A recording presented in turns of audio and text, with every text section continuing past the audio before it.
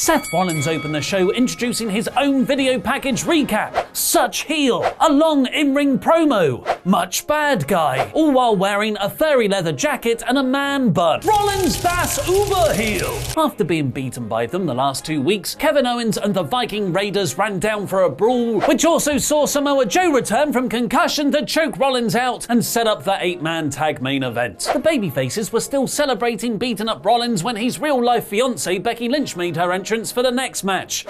Awkward. Lynch versus Asuka felt like a really big deal here, with Becky being super over with the crowd and all the pomp and circumstance of a championship match. And the two really delivered, putting on a pay-per-view caliber bout with near falls and near taps for Becky to win with the man slam. And that excellent match was immediately followed by a very attention-grabbing angle. Shayna Baszler choking Becky out with the Kirifuda clutch and then debuting her new finisher, eating human flesh. Actual cannibal Shayna Baszler. Shayna popped a blood capsule in her mouth for added effect. I wonder where they got that spot from. And Lynch used her acting chops to effectively sell her now bleeding head. Or she's just ginger, it's hard to tell. But the badassery wasn't done there, as normal babyfaces walk out the arena on their own 2 feet. But das Uber babyfaces hijack an ambulance and drive themselves to the local medical facility too. To add to the silly entertainment, Becky then played Grand Theft Auto, driving the ambulance back to the arena later on, implying she arrived at the hospital in a stolen ambulance, got treatment for her head wound, then re-stole the ambulance and drove it back to cut an in-ring promo promising to get revenge on Baszler. The Street Profits squashed Mojo Rawley and Riddick Moss, for Moss to Rawley up his mate and win the 24/7 title. Because he's still around after the Royal Rumble, MVP hosted Drew McIntyre on his old VIP lounge segment. Drew was tremendously affable here, psyching the crowd up for a WrestleMania sign point, and then turning down MVP's offer to be his business manager because he doesn't need a mouthpiece like Paul Heyman, and then claymored him over a couch. Following his brilliant debut last week, Angel Garza took on the ghost of Christmas pushes, Cedric Alexander. Humberto Carrillo jumped in pre-match because Garza was being too sexy, but Angel still easily beat Alexander with the wing clipper.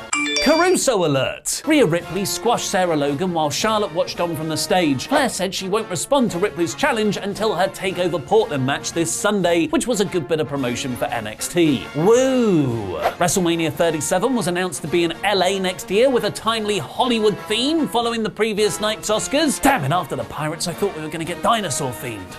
Caruso alert! Ricochet cut a lame superhero promo which the crowd was so into they chanted for Rusev Day, but then he totally won them over, backflipping out of a second rope German and beating Bobby Lashley with a 630 splash. That's how you get Ricochet over, with his amazing offense in the ring, not with hokey promos. Randy Orton came to the ring from out of the entrance ramp to explain himself when Edge's best friend forever they've totally never had any issues, Matt Hardy, came out to confront him. Matt got nostalgia pops for his outfit and the initials TLC, while Randy nodded in respect. That's what I love about Orton's heel turn, these seemingly sincere reactions, making me buy that he's conflicted when really he's just thinking up new ways to hurt people. Orton RKO'd Matt from outer, an initially blocked attempt, and then wrote Hardy off TV with a solo concerto and a look that says, "Say hi to Tony for me." More on that in the news later. You've got to think Christian will be coming out for an Orton segment soon.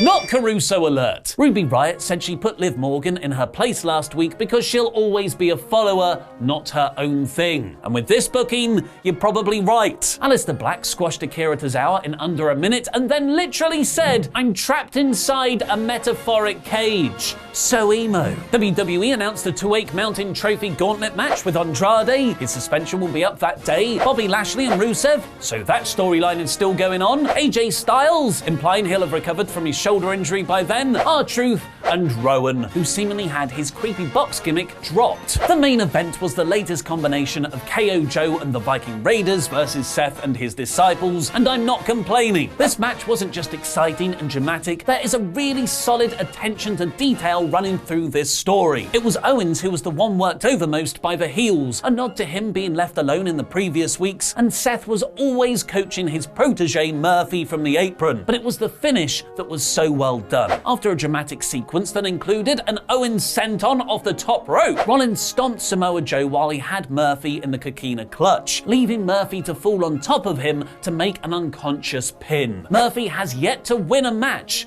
without Seth's help.